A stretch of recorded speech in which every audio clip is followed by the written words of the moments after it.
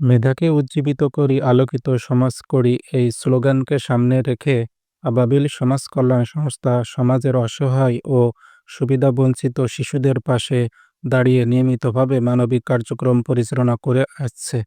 এরই ধারাবাহিকতায় মাদ্রাসায় অধ্যয়নরত মা হারা আপন দুই ভাইয়ের শিক্ষা কার্যক্রম অব্যাহত রাখার লক্ষ্যে ২০২৪ সালের মার্চ ও এপ্রিল মাসের মাসিক বেতন বাবদ মোট ৪,০০০ টাকা পরিশোধ করা হয়েছে।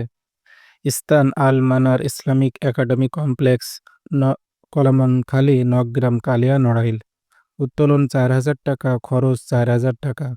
আবাবিল সমাজ কল্যাণ সংস্থা বিশ্বাস করে শিক্ষাই পারে একজন মানুষকে আলোকিত করতে এবং একটি ন্যায়ভিত্তিক সমাজ গড়ে তুলতে।